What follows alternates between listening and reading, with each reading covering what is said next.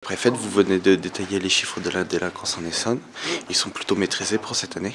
Voilà, c'est tout à fait exact.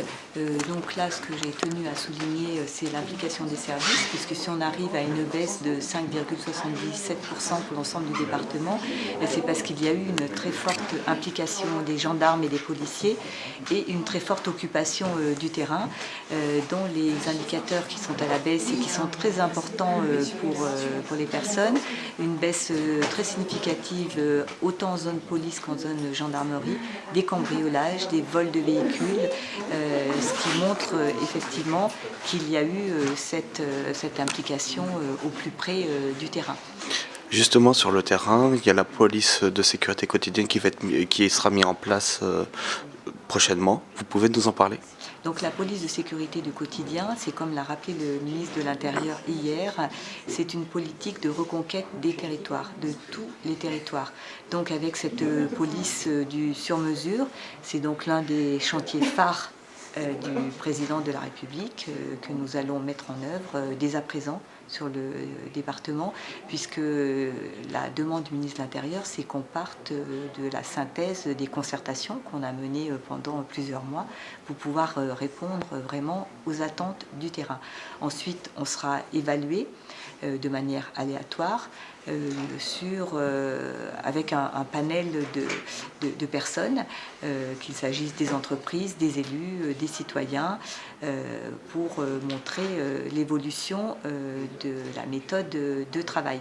Et donc, dans le cadre de cette police de sécurité du quotidien, Corbeil a été retenu au niveau des Tarterets pour bénéficier d'un renfort conséquent d'effectifs. Donc entre 20 et 30 policiers supplémentaires seront affectés pour les Tarterets en septembre à la sortie des écoles. Donc là, il s'agira d'une police de l'autorité, puisque comme cela a été expliqué ce matin, les atteintes à la force publique, en particulier aux policiers, ces atteintes ont fortement augmenté, parce que dans la mesure où les policiers occupent le terrain, ils font l'objet de provocations et d'attaques. Et donc là, on sait pouvoir compter aussi sur l'appui de la procureure de la République qui, dans le cadre de sa cérémonie d'installation, a rappelé l'attention particulière qu'elle porterait aux réponses pénales en matière d'atteinte aux forces de l'ordre.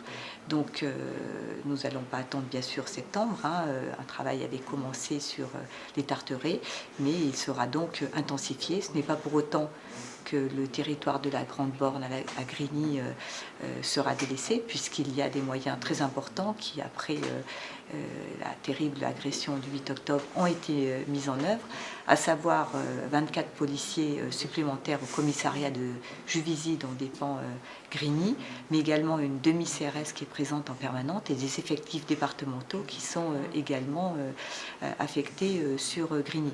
Donc pour ces deux territoires, qu'il s'agisse des Tarterets ou de la Grande Borne, c'est à peu près la même méthode qui est mise en place, et c'est vraiment une action au long cours pour obtenir des résultats tangibles dans le temps et faire en sorte que la population bascule du côté de la police dans une relation de confiance, ce qui n'est pas encore le cas.